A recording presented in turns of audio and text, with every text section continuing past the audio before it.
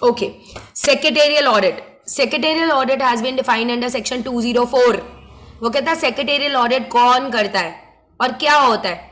बच्चे जो आपके सेक्रेटेरियल रिकॉर्ड्स हैं, मतलब कंप्लायंस के रिकॉर्ड्स हैं, इन अदर वर्ड्स देखो एज ए कंपनी सेक्रेटरी आप कंप्लायंस करते हो, तो सेक्रेटेरियल ऑडिट एक कंप्लायंस ऑडिट का दूसरा नाम है. दैट मीन्स जब आप टोटल कंप्लायंस मैनेजमेंट में से चेक करते हो कि क्या आपने सारी चीजों की प्रॉपरली कंप्लायंस की है या नहीं की है. फॉर एग्जाम्पल आप पे बायबैक कर रहे हो, क्या बायबैक के प्रोविजंस को रेगुलरली फॉलो कर रहे हो या नहीं कर रहे हो. सीएस ने कर दिया, आपकी बायबैक हो गई, तो एक सेक्रेटेरियल ऑडिट की जाती है कि जो बायबैक की है क्या प्रॉपर रूल्स के अकॉर्डिंगली की गई है. So this is known as secretarial audit, मतलब करेक्शन और वेरिफिकेशन करना किसके, सेक्रेटेरियल रिकॉर्ड्स के. इसका मतलब सेक्रेटेरियल ऑडिट एक ऐसा प्रोसेस है बच्चे, वो चेक करता है कि क्या जो आपके कंपनीज एक्ट के रूल्स आप पे अप्लाई होते हैं, क्या आपने वो applicable laws, regulations, provisions, books of accounts के प्रॉपरली फॉलो किए हैं या नहीं, आपने लीगल और प्रोसीजरल रिक्वायरमेंट्स को फॉलो किया है या नहीं किया. बच्चे पहली बारी कंपनीज एक्ट 2013 ने स्टैट्यूटरी रिकॉग्निशन दी है सेक्रेटेरियल ऑडिट को, मतलब कंपलसरी कर दी है. उन्होंने साफ बोल दिया कि कुछ खास कंपनीज है जिनकी टर्नओवर एक पर्टिकुलर लिमिट के ऊपर है या पेड अप कैपिटल एक पर्टिकुलर लिमिट के ऊपर है, तो उनको कंपलसरी अपनी सेक्रेटेरियल ऑडिट करवानी पड़ेगी. और जो कंपनी सेक्रेटरी होगा वो एक सेक्रेटेरियल ऑडिट रिपोर्ट बनाएगा, सेक्रेटेरियल ऑडिट रिपोर्ट बनाएगा और बीओडीज को फॉरवर्ड करेगा.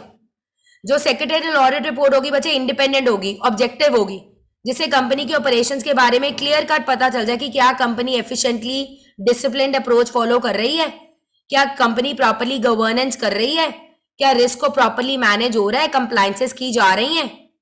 ये सेक्रेटेरियल ऑडिट रिपोर्ट बनाएगा सीएस इन प्रैक्टिस और देगा किसको, बीओडीज को.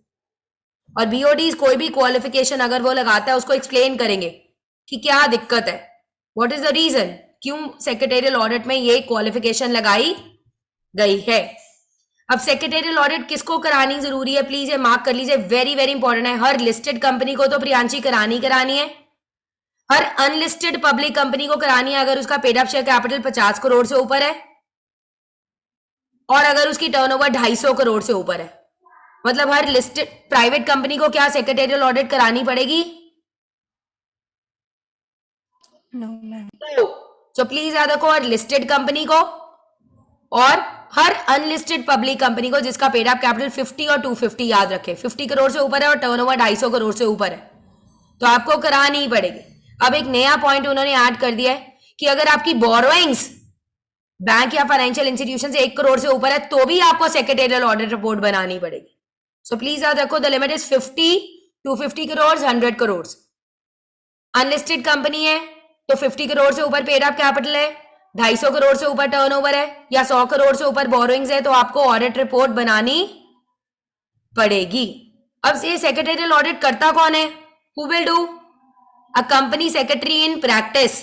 और उसको ये करने के लिए कोई भी रिकॉर्ड्स वगैरह चाहिए तो बीओडीज की ड्यूटी बनती है ये उसको ये सारे रिकॉर्ड्स फॉरवर्ड करेंगे.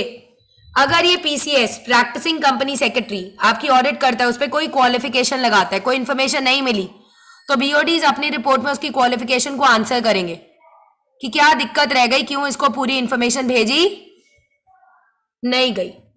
नेक्स्ट जो सेक्रेटेरियल ऑडिट रिपोर्ट होती है उसकी फॉर्म होती है MR3. MR3 अगर कंपनी या कोई ऑफिसर 250 करोड़ से ऊपर टर्नओवर है या 100 करोड़ से ऊपर टर्नओवर पेड अप बोरोइंग्स है या 50 करोड़ से ऊपर पेड अप कैपिटल है, फिर भी सेक्रेटेरियल ऑडिट रिपोर्ट नहीं बनाता, प्रोविजंस को ब्रेक करता है, चाहे कंपनी हो, चाहे ऑफिसर हो, चाहे सीएस इन प्रैक्टिस हो, सबको 2 लाख की पेनाल्टी लगेगी. कितने की, 2 लाख.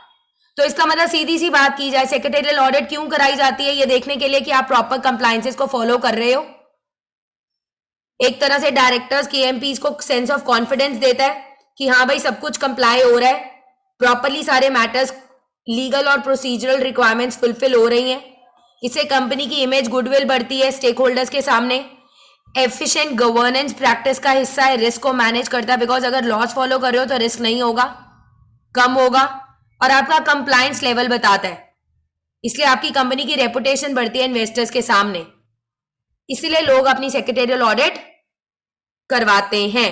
इसके मेन ऑब्जेक्टिव्स क्या होते हैं सेक्रेटेरियल ऑडिट के? First, CS in practice check करता है आपने एप्लीकेबल रूल्स को फॉलो करा है, आपकी कंप्लाइंसेस प्रॉपर है, इनएडिक्वेट तो नहीं है, सारे शेयर होल्डर्स का इंटरेस्ट प्रोटेक्ट करता है, बिकॉज शेयर होल्डर्स को भी एक तरह का आश्वासन रहता है कि आपने अगर बायबैक करा है 25% से ज्यादा नहीं करा, अगर 10% करा है तो स्पेशल रेजोल्यूशन की जरूरत नहीं है, बोर्ड रेजोल्यूशन पास किया है आपने। तो ये सारी कंप्लाइंसेस चेक की जाती हैं। कौन चेक करता है? Through secretarial audit by a practising company secretary. और लास्ट, अगर आप सेक्रेटेरियल कंप्लाइंसेस कर रहे हो तो फजूल की पेनाल्टीज आपको नहीं लगती, तो कंपनी पेनाल्टी से बच जाती है। इसीलिए सेक्रेटेरियल ऑडिट करानी जरूरी है हर लिस्टेड कंपनी को, हर अनलिस्टेड पब्लिक कंपनी को। अगर लिमिट्स है 50 करोड़, 250 करोड़ और 100 crore. 100 crore. Paid up capital 50 crore से ऊपर, टर्नओवर 250 करोड़ से ऊपर और बोरोइंग्स 100 करोड़ से ऊपर। Is the point clear? Yes, ma'am. This secretarial audit is very very important. ये पेपर्स में बहुत बारी पूछी गई है, सो डू इट